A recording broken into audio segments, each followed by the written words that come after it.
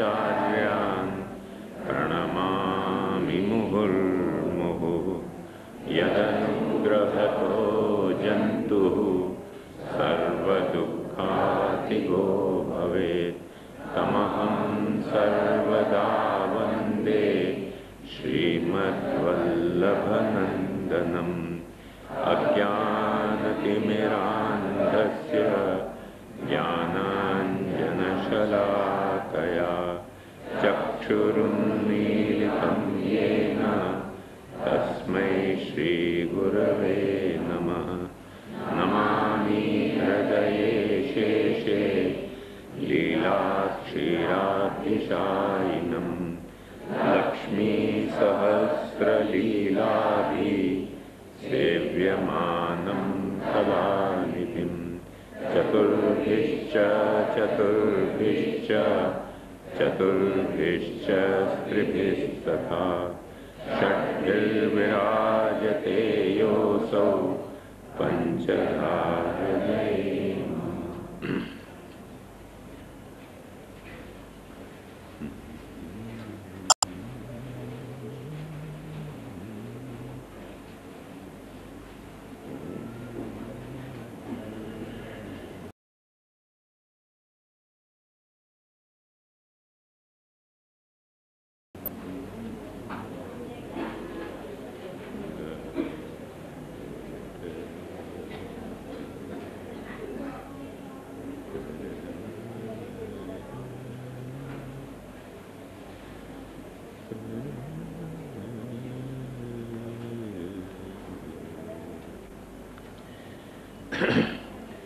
अंगीकृत्यैव गोपीश वल्लभीकृतमानवनाम्ना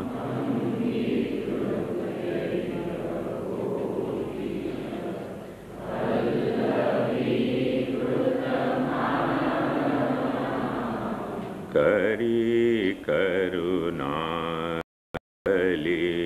काल में निज जनन के पूरे काम।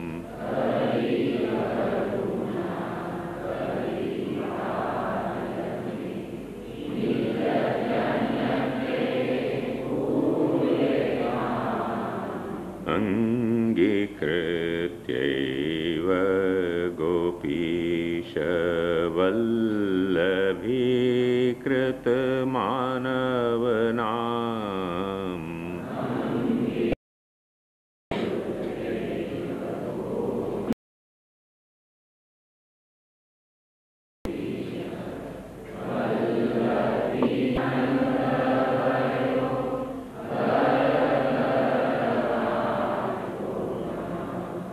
सुभग मूरत श्री वल्लभ है नख सिख देखो भिराम।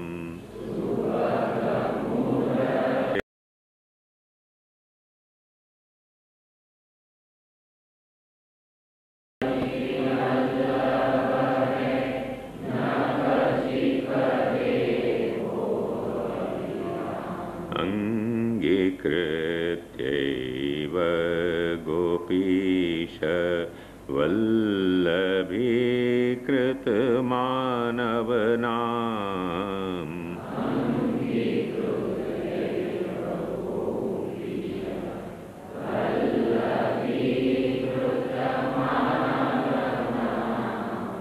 चिंता अब सब मिट गई प्रकट भयो सुख को धाम।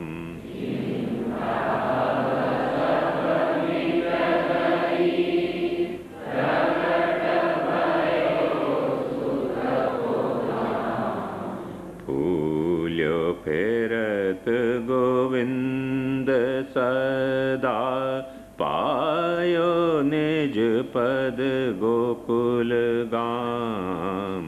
फूल्यो फेरत गोविंद सदा पायो निज पद गोकुल अङ्गीकृत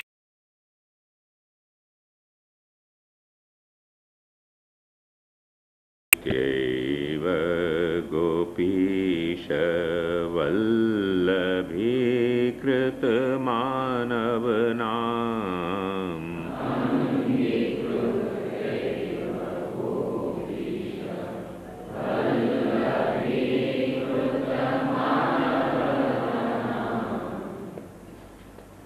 अंगीकृतौ समर्यादो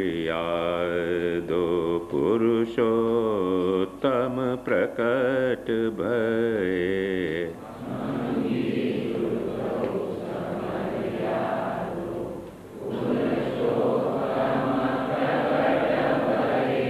श्रवण सुनत निज जन मन उपजो आनंद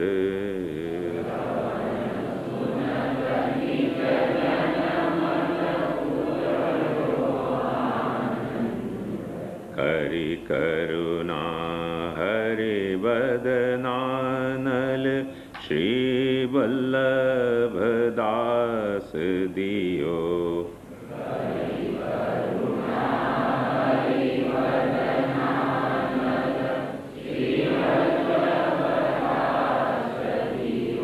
बिछुर्यो मन वच कर्म करी प्रकट श्री गोकुल चंद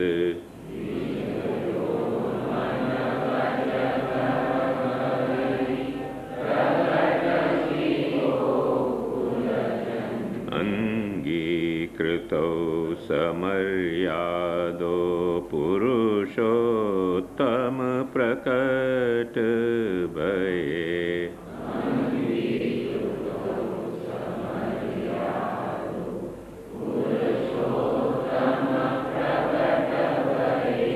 नख सिख सब अति अनुपम प्रकट भये धर्मयूप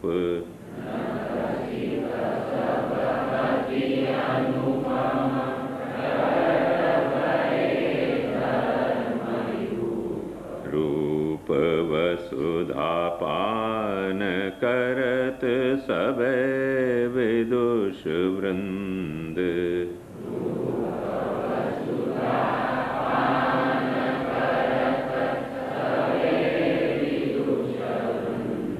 सुर नर मुनि करी समाधि एक चित वे ध्यान धरत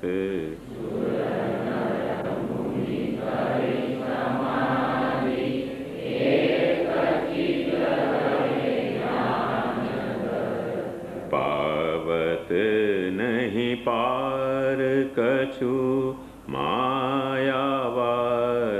मत गयंद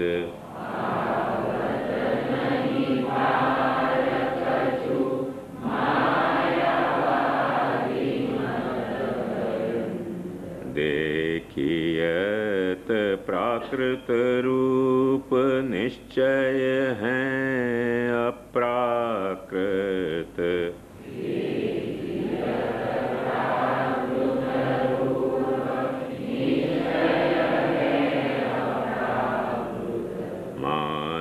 मानुषाकृति देखी देखी परे जाय जुपंद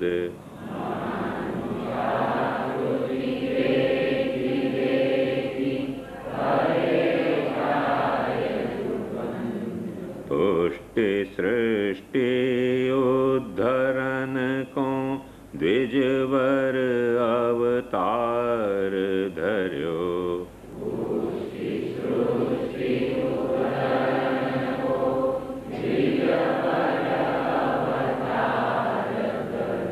माया मत खंडन को प्रकट देखो आए गोविंद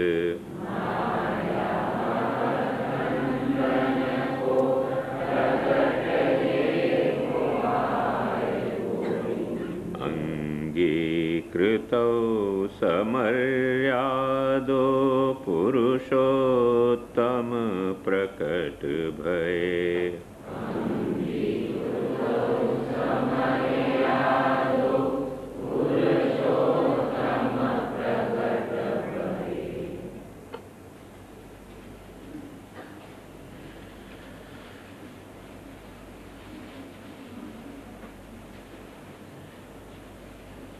इन 2-3 दिनन में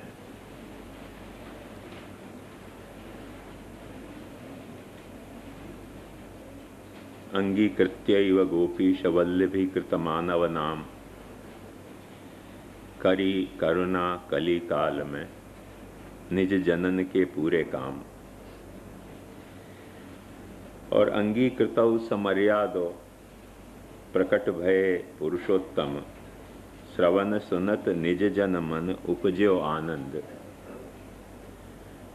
इन दोनों गोविंदास जी के पद में देखो, सावधानी से देखो, निज जन पद वापर्य है। और वो जो निज जन पद वापर्य है वो केवल महाप्रभु जी की स्तुति के लिए नहीं, पर वो जो मर्यादा हती वह बात को समझाने के लिए, वो जो मर्यादा है वह बात को समझाने के लिए निज जन वापर्यो। और वो मर्यादा को समझाने के लिए कल भी मैंने आपको ये बात बताई कि कैसे ब्रह्म की स्वरूप की मर्यादा में देश काल काल कर्म कर्ता द्रव्य जीव इनको पे अनुग्रह करके इनको ब्रह्म प्रकट करे। और वहाँ में वो जो पुरुष या जीव जो प्रकट हुए है वो कैसे द्रव्य के प्रति सभान हुए है और कैसे द्रव्य के प्रति सकर्म सक्रिय हुए है। और वह सक्रिय होने की प्रक्रिया में कैसे वहाँ में द्रव्य के प्रति द्रव्य के जो रूप रस गंध स्पर्श शब्द हैं उनके प्रति वहाँ में सभानता जगे है। और वो सभानता जगने के बाद वो कैसे उन रूप रस गंध स्पर्श शब्द वाले द्रव्यन के उपभोग के लिए कर्म निरत हुए है। वो कर्म शास्त्र में तीनों ढंग के बताए गए हैं, उपादान, हान और उपेक्षा। माने कोई चीज़ को अपन लेवें, कोई चीज़ को अपन छोड़ें, कोई चीज़ की अपन उपेक्षा करें। माने ग्रहण, त्याग और उपेक्षा। और इन ग्रहण, त्याग और उपेक्षा के कारण के कर्म के करते करते कोई कर्म वाके अभिष्ट हुए हैं, कोई कर्म वाके लिए अनिष्ट हो जाए हैं। कर्म को जब ये अपने अभीष्ट और अपने अनिष्ट के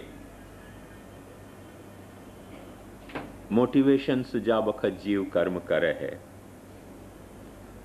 वा बखत वो जीव प्रवाही जीव कहवावे। क्योंकि वाके पास क्राइटेरिया, वाकु क्या इष्ट है और वाकु क्या अनिष्ट है, वाकु क्या अभिष्ट है और वाकु क्या अनिष्ट है, इतना ही क्राइटेरिया है।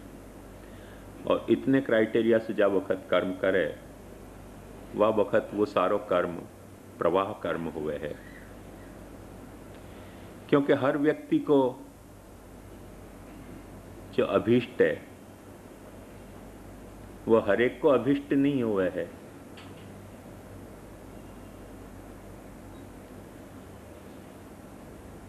तो जैसे बुश को अभिष्ट तो इराक को जीतनो, वाको अभिष्ट तो कईयन को अनिष्ट होएगो, लगतो होएगो वो कि भाई क्यों जीत लियो हमारो इराक। तो अब वहां में यदि जो मुँह को अभिष्ट है वही कर्म मैं करूं, वो क्राइटेरिया होवे, तो वाह क्राइटेरिया सु, वाह मोटिवेशन सु जो किए गए कर्म हैं, वो सारे कर्म प्रवाही कर्म हैं। ऐसी बात नहीं है कि या मोटिवेशन से किए जाते कर्मन में भी कोई तालमेल नहीं बैठाया जाए है, प्रवाही तालमेल या में भी बैठाया जाए है, क्योंकि सब गेम है। मैंने आपको जैसे कल बताई, वाकई भी 25 माने फॉर्मेट सोचे गए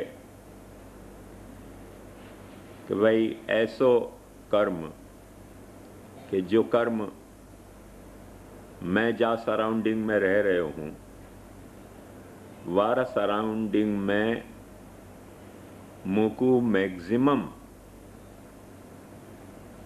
प्लेजर दे तो होए, वो कर्म जो है वो मुझको अभिष्ट होना चाहिए। जो मिनिमम प्लेजर दे तो होए, वो मिनिमम प्लेजर देने वालों कर्म मोमेंटरीली अपने को अभिष्ट हो सके, पर अल्टीमेटली अपने को दुखद हो जाए। जाको उदाहरण कल मैंने आपको बताया कि सिगरेट फूंकना अपने को अच्छा लगे मोमेंटरीली, पर अल्टीमेटली अपने को कैंसर हो वह वक्त अपन फिर त्राही त्राही करें।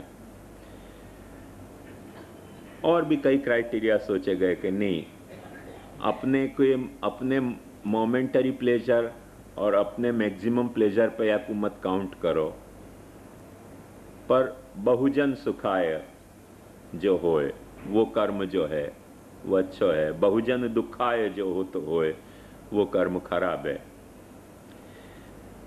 और भी कई या तरीके के क्राइटेरिया सोचे गए हैं, उनकी डिटेल में अपन जाने को अभी कोई अपना प्रयोजन नहीं है।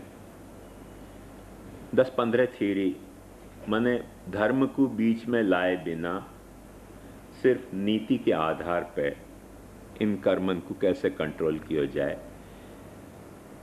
नीति के बाद कानून से भी उन कर्मन को कंट्रोल करने की, जो कल मैंने आपको बात बताई कि भारत के स्वतंत्र होने के बाद अपने साथ एक सेक्युलरिज्म की सेक्युलरिस्टिक गेम खेली जा रही है, तो वो भी कर्म के उचित अनुचित होने को आधार हुए।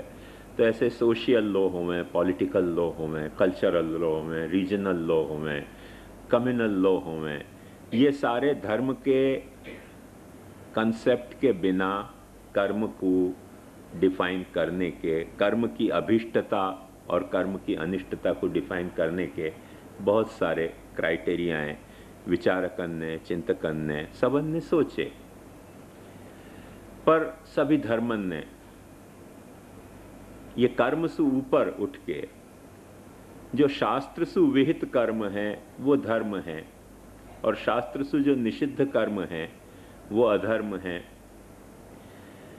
जब शास्त्र से विहित कोई कर्म है तो वाकई फेस वैल्यू पे वो अपने को अनिष्ट भी हो सके है, मगर वह फेस वैल्यू पे वाको अपने को अनिष्ट होनो, वाको शास्त्र में यही तरह से खुलासा किए गए हो कि बच्चा यदि सांप को पकड़ना चाह रहे हो है और अपन वाको रोकेंगे तो बच्चा को अनिष्ट लगे, पर बच्चा को क्योंकि पता नहीं है कि रिजल्ट क्या आने वाला है सांप को, या लिए बच्चा रो रहे हो, तो बड़े को ये कर्तव्य है कि बच्चा यदि सांप पकड़ने जा रहे हो तो वाको रोके, यदि जिद कर रहे हो तो 2 तमाचा भी लगावे, भले वो बच्चा के हित में है।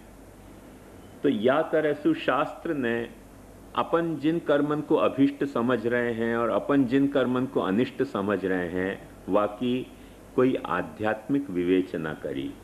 ये या के पहले जो विवेचना हती कर्म की, वो सारी आदि भौतिक अथवा आदि दैहिक विवेचना हती, क्योंकि वो आदि दैहिक विवेचना में कर्म को सारो जो कॉन्टेक्स्ट है वो या तो फिजिकल है या बायोलॉजिकल है या सोशल कॉन्टेक्स्ट है या पॉलिटिकल कॉन्टेक्स्ट है। पर या में धर्म को जहाँ प्रश्न आवे है वहाँ कर्म को कॉन्टेक्स्ट फिर ये सब नहीं रह के स्पिरिचुअल हो जाए है, आध्यात्मिक हो जाए है। और शरीर के दृष्टि से वो अपने को अभिष्ट होते भय भी आत्मदृष्टि से वो अपने को अनिष्ट होने चाहिए, वह तरीके को एक कल्चर कल्टीवेट करना चाहे हैं जितने भी धर्म हैं, चाहे वो आस्तिक धर्म हो, चाहे नास्तिक धर्म हो, ईश्वरवादी धर्म हो, चाहे अनिश्वरवादी धर्म हो। धर्म को मुख्य आधार या बात पर रहो भयो है कि आदि भौतिक या आदि दैहिक आधार पर कर्तव्य को निर्धारण नहीं करके अध्यात्म के आधार पर कर्तव्य को, माने आदि भौतिक या आदि दैहिक हित के आधार पर कर्तव्य को निर्धारण नहीं करके आध्यात्मिक हित के आधार पर कर्तव्य को निर्धारण करना। पर एक बात ध्यान से समझो कि जब वक्त आध्यात्मिक हित के आधार पर अपन कर्तव्य को निर्धारण करें हैं, वह वक्त कोई भी धर्म ऐसे तो नहीं कह सके है कि आदि भौतिक या आदि दैहिक जो कर्म हैं उनको नल एंड वॉइड कर दो, उनको एबॉलिश कर दो, क्योंकि यदि उनको अपन एबॉलिश कर देंगे तो आध्यात्मिक कर्तव्य भी अपने से निभ नहीं पाएंगे। करके एक बैलेंस क्रिएट करने को सारो उपाय है, क्योंकि अपनी पर्सनालिटी में जैसे अपनी फिजिकल पर्सनालिटी है ऐसे अपनी स्पिरिचुअल पर्सनालिटी भी है। तो जब स्पिरिचुअल भी है और फिजिकल भी है, या आज की टर्मिनोलॉजी में सोचें तो मल्टीफेसेट है, वो साइकोलॉजिकल भी है, सोशल भी है, फिजिकल भी है, कल्चरल भी है। तो जो भी पर्सनालिटी के जो जो अपने एस्पेक्ट हैं, उन एस्पेक्ट्स से जो जो अपने ऑट टू डू नियत कर्तव्य के तरह जो कर्तव्य प्राप्त हो रहे हैं, उन कर्तव्यन में अपने को जो है वो आध्यात्मिक जो अपना पर्सनालिटी पहलू है, एस्पेक्ट है, वाकू भी भूलना नहीं चाहिए, आध्यात्मिक हित के पहलू को भी। और वो या तरह सु साधनों के दोनों एक दूसरे को कैंसल करते नहीं हो जाएं, पर जो आदि भौतिक या आदि दैविक कर्तव्य अपने हैं, अभिष्ट कर्तव्य, वो अपने आध्यात्मिक कर्तव्य के ऊपर या भीतर के भी नीचे वासु कंट्रोल हो जाएं और वाके कॉम्प्लीमेंट्री हो जाएं, कंट्रोल्ड होके। ये बात अपन थोड़ी बात ढंग से भी समझ सके हैं कि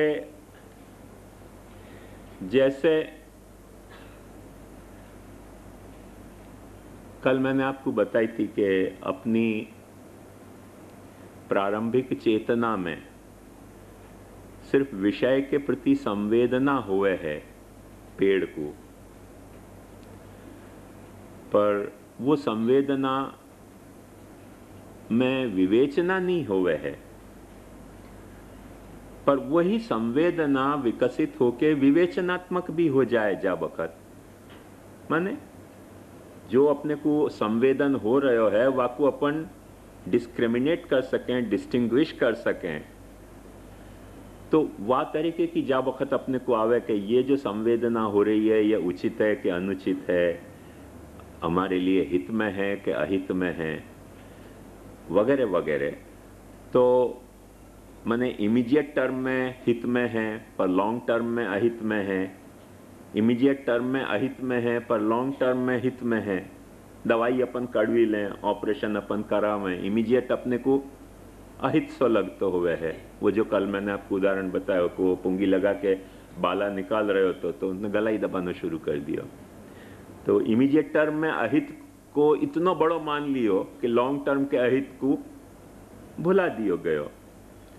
तो वह तरीके के ये सारे जो विवेचना अपन कर पा रहे हैं अपनी बुद्धि सु, वाही बुद्धि के प्रयोग के द्वारा अपने को अपने आत्मा को हित भी विचारना चाहिए। वह को मूल कारण क्या?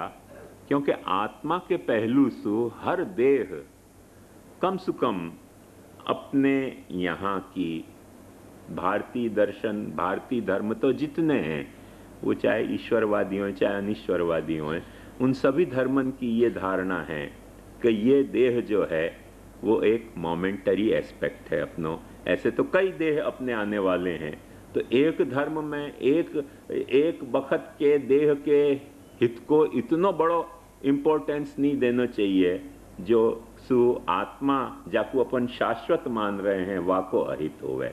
ये पूरा क्राइटेरिया है तो आध्यात्मिक हित को विचार करने में, क्योंकि वो लॉन्ग टर्म को अपनो इंटरेस्ट है और लॉन्ग टर्म को अपनो वहाँ में हित रहो भयो है, और देह में जो हित हो रहे हो है वो शॉर्ट टर्म को हित है।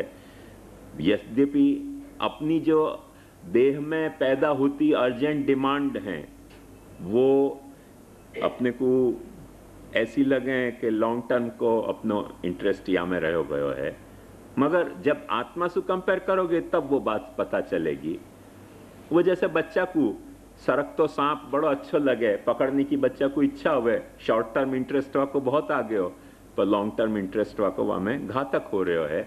तो इन सारी विवेचना के द्वारा, और जो सेमेटिक रिलीजन है जैसे यहूदी हैं, ईसाई हैं, मुसलमान हैं, तो उन लोगों ने भी कम से कम पुनर्जन्म नहीं मानियो तो भी इतनी बात तो स्वीकारी कि आत्मा के अस्तित्व में ये देह को जो संयोग है ये एक शॉर्ट टर्म पीरियड है, लॉन्ग टर्म पीरियड नहीं है, क्योंकि या देह के बिना भी आत्मा जो है वह की शाश्वत स्थिति है। तो वाके कारण या के शॉर्ट टर्म इंटरेस्ट के बजाय लॉन्ग टर्म इंटरेस्ट पे ज़्यादा ध्यान देना चाहिए। वहाँ से वो धर्म आयो, मगर कोई धर्म ऐसा नहीं हो सके कि जो आधि भौतिक या आधि दैहिक कर्मन को कैंसल करके और आध्यात्मिक कर्म को प्रतिपादन कर सके। यदि वह तरह को जो भी प्रतिपादन करेगा वो खुद ही कैंसल हो जाएगा। वह को मूल कारण स्पष्ट अपन समझ सके हैं कि आत्मा की भी उपस्थिति है तो या देह में ही है। यदि ये देह नहीं है तो आत्मा भी फिर एक सिर्फ एनर्जी टाइप की रह जाए। बड़े कॉन्क्रीट एग्जांपल में आपको समझना हो तो मैं आपको यूँ कह सकूं कि जैसे टीवी या रेडियो की वेव सब जगह फैली भई हैं, पर अपने पास कोई बॉक्स नहीं है, इडियट बॉक्स, तो वो वेवलेंथ में वो सारे भरे भरे हैं, वो कुछ काम के नहीं है ना, अपने को न तो दिखाई देगो न सुनाई देगो। तो वेबसाइट है तो है, मगर अपने पास कंप्यूटर नहीं है तो वेबसाइट ओपन कैसे होएगी, है ना। वो वेबसाइट जाको रखी जाए वो क्या कहें, सर्वर। तो सर्वर में सब अपने हैं मौजूद है, पर भाई पर वो सर्वर को पैसों अपने में डाउनलोड करने के लिए कंप्यूटर तो चाहिए ना।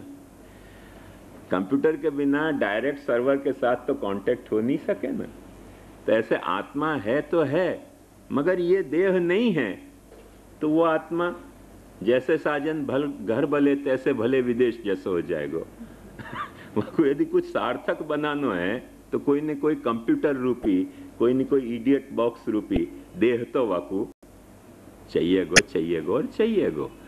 तो वाकी जो सुरक्षा है, यह बात को ध्यान से समझियो, वाकी जो सुरक्षा है, कंप्यूटर की सुरक्षा जैसे सर्वर की सुरक्षा जरूरी है, ऐसे कंप्यूटर की सुरक्षा भी उतनी जरूरी है कि वह की हार्ड डिस्क जो है वो क्रैश ना हो जाए, वहां में फ्लक्चुएशन ना आ जाए, वहां में कोई करप्ट ना हो जाए, वह की फाइल, वह की डायरेक्टरी जो है वो बिगड़ ना जाए। ये सब सुरक्षाएं जैसे जरूरी हैं, तभी तो वो भी वहां हो सकेगा। तो देह की भी कुछ जरूरी अपेक्षाएं हैं, और उन अपेक्षाओं के आधार पर ही आध्यात्मिक अपेक्षाएं एक दूसरे के साथ वही मर्यादा और अंगीकृति के न्याय से जुड़ेंगी।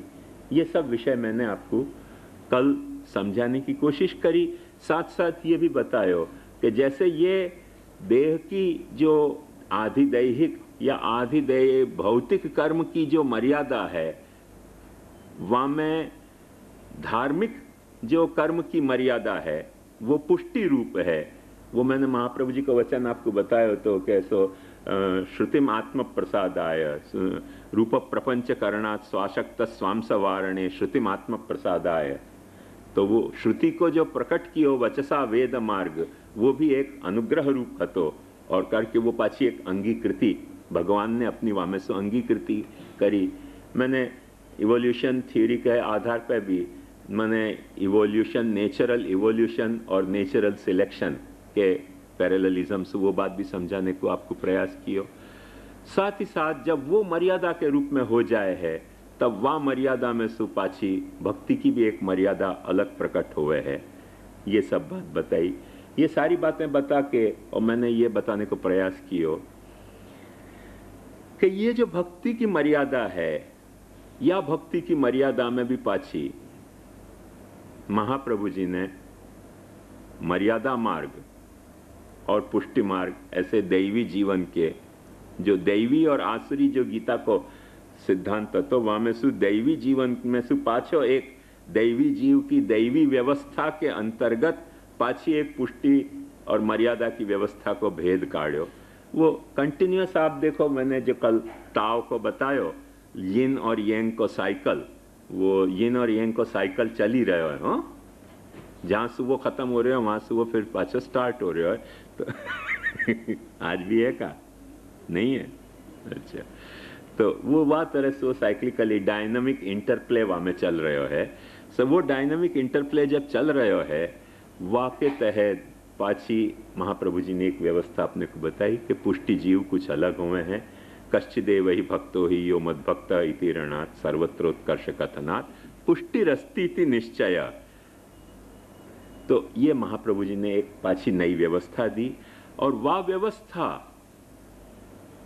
के तहत महाप्रभु जी ने, मैंने आपको अपने प्रवचन के प्रारंभ के दिन में ये बात बताई थी कि वो जो व्यवस्था थी वह व्यवस्था संगीत की संगति हो रही है। तो वो जो व्यवस्था थी वह व्यवस्था में पाछी शिक्षा श्लोक के माध्यम से महाप्रभु जी ने फिर सु एक अलग प्रकार की अंगीकृति को, एक हियरार्की या फॉर्मेट अपने सामने बतायो है, जहाँ में यदा बहिर्मुखा यूयम भविष्यत कथंचन तदा काल प्रवाहस्था देह चित्ता दयोप्युत सर्वथा भक्षयिष्यन्ति युष्मानिति मतिर्मम न लौकिक प्रभु कृष्णो मनुते नैव लौकिकम। ये महाप्रभु जी ने पुष्टि के तहत एक मर्यादा समझाई अपने को। भाई ये मर्यादा यदि निभती हो तो मैं तुम्हारो अंगीकार कर रहे हूं, वरना तो गुड बाय। यह बात को ध्यान समझें। इतने में मर्यादा बताई है और वाक्य बाद जो श्लोक है न लौकिक प्रभु कृष्ण मनते नैव लौकिकम भावस्तत्राप्यस्मदीय सर्वस्वश्चैहिकश्च स परलोकश्च तेनायम सर्वभावेन सर्वथा सेव्य सैव गोपीश विधास्यत्यखिलम हिना। वाक्य लिए महाप्रभु जी अपने को अंगीकार कर रहे हैं कि अच्छा, अब ये यदि मर्यादा में तुम हो तो फिर या के लिए तुम्हारो अंगीकार है। सो अंगीकृतौ स मर्यादा, ये आखो सेटअप कैसे फिर पाछो ताओ साइकिल में आगे बढ़ो, वह बात को अनुभव करो। अनुभव करोगे तो अनुभव आ जाएगा। दरअसल महाप्रभु जी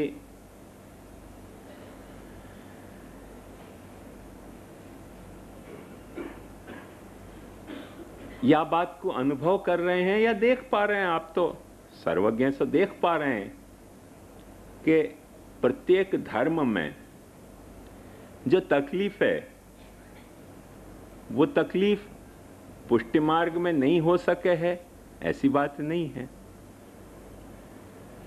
वो पुष्टि मार्ग में भी वो तकलीफ आ सके हैं, क्योंकि हर धर्म में कुछ न कुछ, माने वो एक प्रसिद्ध वाक्य शायद चर्चिल को है कि कौन को है पता नहीं, चर्चिल को तो नहीं होएगा पर कोई को तो वाक्य है कि power gets corrupted and absolute power gets absolutely corrupted. तो जहां भी एब्सोल्यूट पावर है वो एब्सोल्युटली करप्ट हो जाए। तो कोई भी जब मर्यादा स्थापित करें तो पावर तो कोई न कोई को देना ही पड़े, और वो पावर के चेक और काउंटर चेक और बैलेंस नहीं जा वक्त किया जाए तो वो पावर जो है वो एब्सोल्यूट जा वक्त होने लगे, वह वक्त वहाँ में फिर करप्शन के ताओ के सिद्धांत के हिसाब से साइकिल शुरू हो जाए। पावर जो मैनेजमेंट के लिए आयो तो वो करप्शन के लिए फिर हो जाए, वो साइकिल ऐसे डायनामिक इंटरप्ले स्टार्ट हो जाए। तो वो महाप्रभु जी ने भी अनुभव कियो है, अनुभव कियो है और इतनो सुंदर महाप्रभु जी ने मार्ग प्रकट कियो है और वहाँ में या तरीके को पावर में करप्शन आएगो, वह करप्शन को महाप्रभु जी को भी दिल में दर्द है करके महाप्रभु जी शिक्षा श्लोक कह रहे हैं कि यदा बहिर्मुखा यूयम भविष्यत कथंचन तदा काल प्रवाहस्था देह चित्ता देयोप्युत सर्वथा भक्षयिष्यन्ति युष्मानिति मतिर्मम। बहुत हार्श वर्ड है। हो महाप्रभु जी जैसे भक्त हृदय के लिए ये शब्द बहुत हार्श हैं, इतने हार्श नहीं वापरने चाहिए थे और इतने हार्श शब्द वापरे हैं महाप्रभु जी ने, न सिर्फ वैष्णवन के लिए पर बालकन के लिए भी, और न सिर्फ बालकन के लिए पर वैष्णव के भी लिए, क्योंकि यूयम कह के महाप्रभु जी वाह वक्त उपस्थित वैष्णव और बालक दोनों को ये बात एड्रेस कर रहे हैं, यूयम जा वक्त कह रहे हैं। तो एक दिल है महाप्रभु जी के दिल में, एक दर्द है। अब दिल ही तो है न संगो किस दर्द से भरना है, क्योंकि जब अच्छी चीज बनाई है और वहां में करप्शन हुए तो दर्द होना स्वाभाविक है, और वो दर्द है उनको करके शिक्षा श्लोक में महाप्रभु जी को दर्द उभर रहे हो, वो अपन देख सके हैं।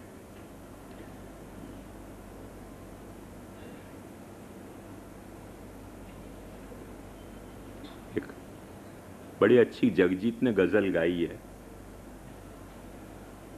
दर्द बढ़कर फुगा न हो जाए, ये जमी आसमान न हो जाए।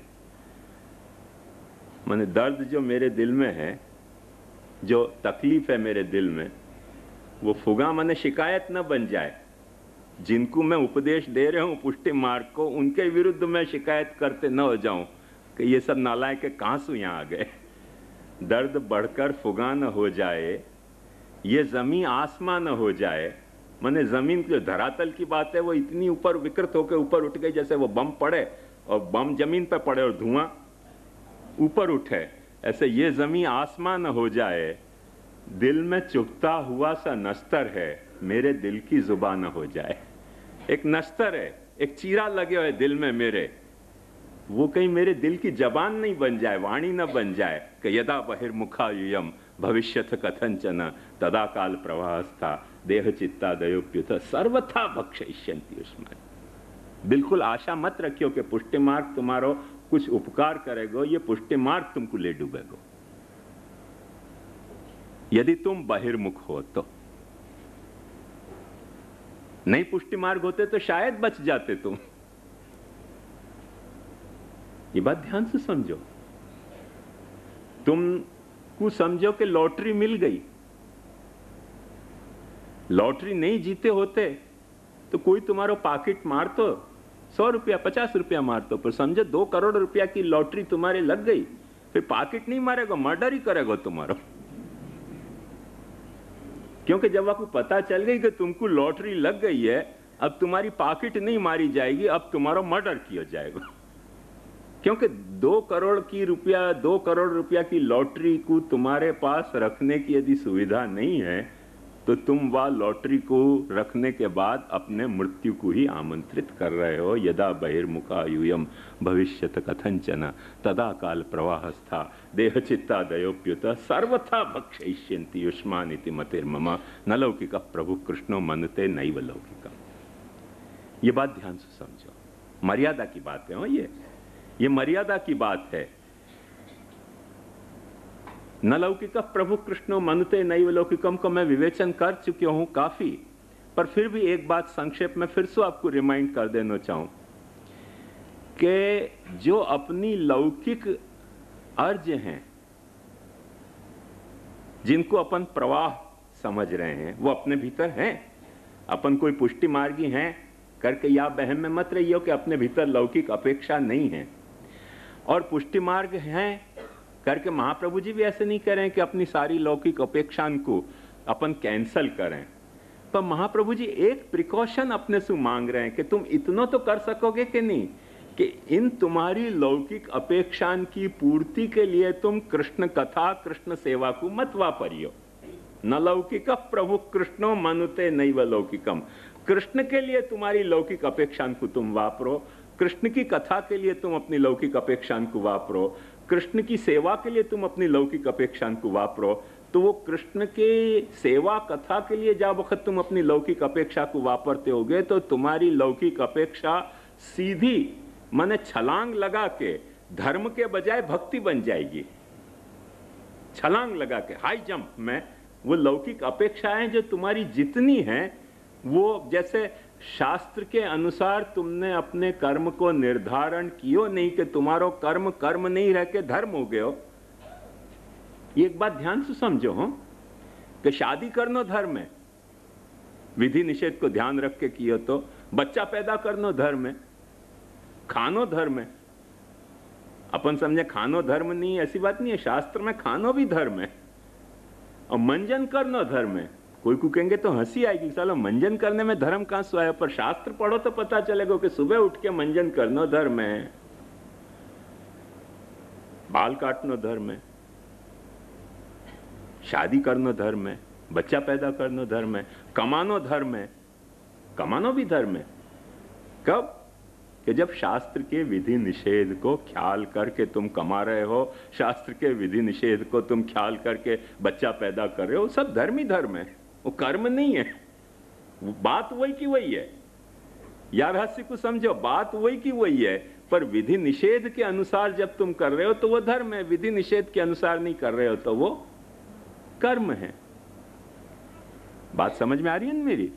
ऐसे ही जब वक्त तुम कृष्ण के लिए कर रहे हो वो सीधी कर्म जो है तुम्हारे प्रवाही कर्म लॉन्ग जंप लगा के हाई जंप लगा के सीधे भक्ति के स्टेज पे पहुंच जाएंगे। ये महाप्रभु जी को कॉन्सेप्ट है। पर यदि कृष्ण को तुम इन तुम्हारी लौकिक अपेक्षाओं की पूर्ति के लिए वापर रहे हो तो वो कृष्ण को भी तुम डिग्रेड कर रहे हो, कृष्ण की सेवा भी डिग्रेड हो रही है, कृष्ण की कथा भी डिग्रेड हो रही है। वह तरीके की कृष्ण सेवा, वह तरीके की कृष्ण कथा न तो भक्ति है, न तो धर्म है और न तो नीति युक्त कर्म है। महाप्रभु जी अब तुमको श्राप दे रहे हैं, ये तो तुमने तुम्हारे अनिष्ट को आवाहन कियो है, सत्यानाश को तुमने आह्वान कियो है कि तुम तुम्हारे सत्यानाश को आह्वान कर रहे हो। यदा बहिर्मुखायूयम भविष्यत कथंचन तदा काल प्रवाहस्था देह चित्ताद्ययोप्युत सर्वथा भक्षयिष्यन्ति युष्मान। बहुत हार्श है महाप्रभु जी, बहुत हार्श है। उग्र प्रतापो वाक सीधू नहीं या प्रकट हो रहे है। महाप्रभु जी के मूड में एकदम जो है वो इतनी हार्श इमोशन प्रकट हो रहे हो या प्रश्न को लेके। पर ये मर्यादा तुमसे यदि निभ रही है तो महाप्रभु जी फिर अंगीकार कर रहे हैं। कैसो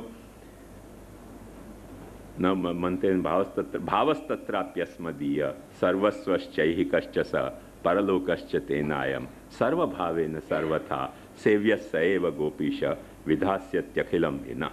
ये अंगीकृति में प्रकट हुई।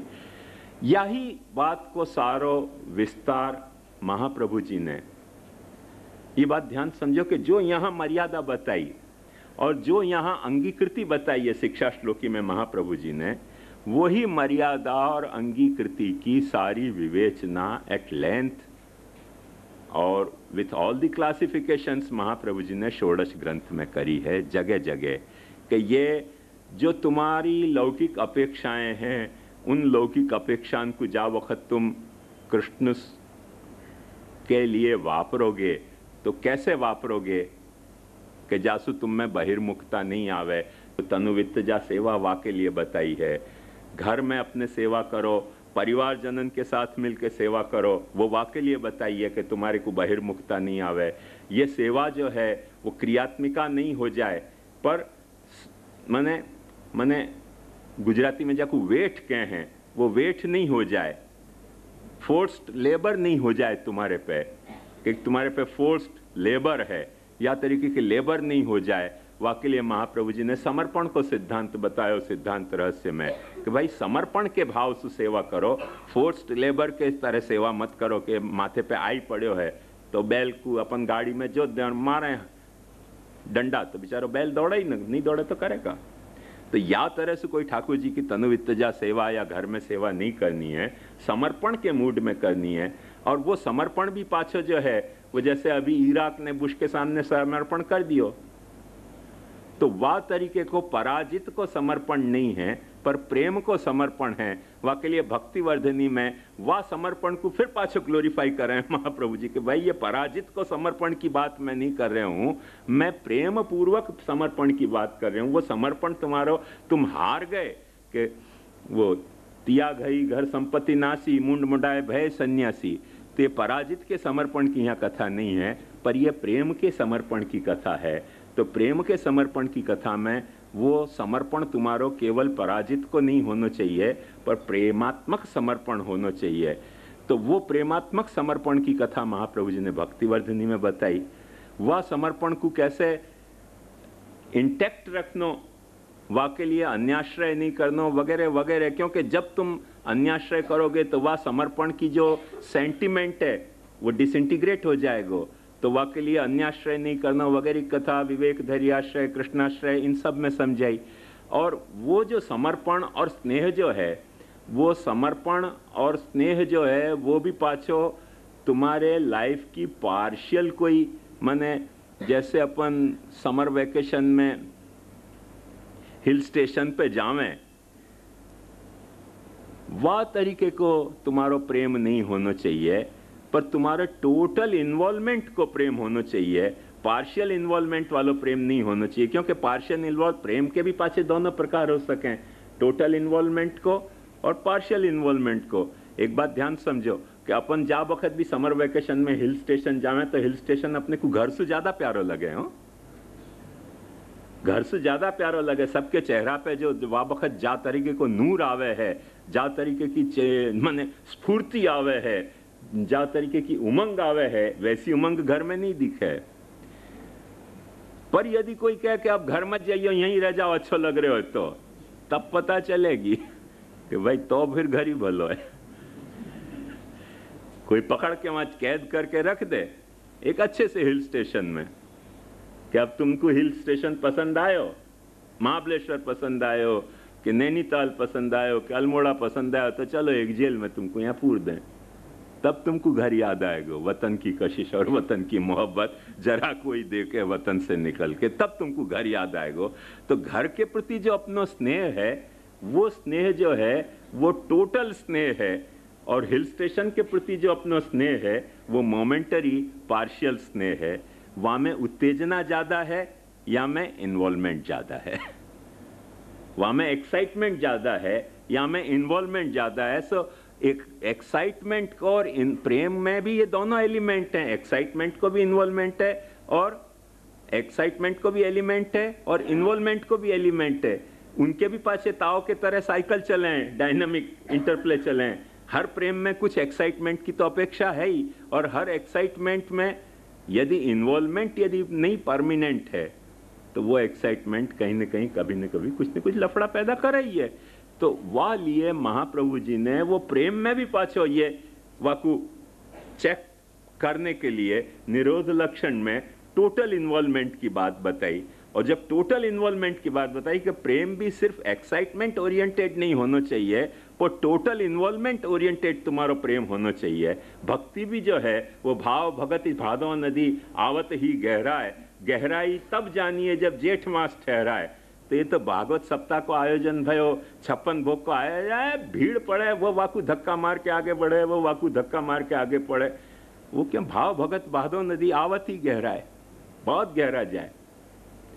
क्योंकि सब जने यहाँ ट्रिक को जाने हैं कि रोज रोज को कर्तव्य तो है नहीं, एक दिन को तो मजा आवे, कौन को मजा नहीं आवे, एक्साइटमेंट हो जाए ना।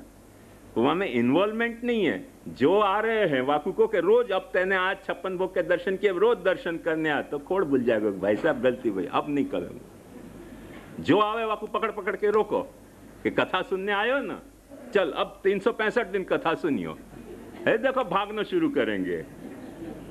धन धन महात्मा गांधी के जिन अंग्रेज भगाया मानो चिड़ियों बिच ढेल फगाया। चिड़ियाएं दाना चुगती और ढेल फगाओ, सब चिड़ियाएं फुर्र करके उड़ जाए। से जो आवे 56 भोग के दर्शन करने, जो आवे भागवत कथा सुनने, आपको क्या आ गए हो ना, अब जाइयो मत यहाँ से, बराबर रोज करो 365 दिन कर, देखो सब भाग जाएंगे, कोई नहीं आएगा। क्योंकि सबको एक्साइटमेंट चाहिए है, सबको इन्वॉल्वमेंट नहीं चाहिए। डिसइन्वॉल्व एक्साइटमेंट को, ये साइकोलॉजिकल फिनोमिना है, या बात को समझो।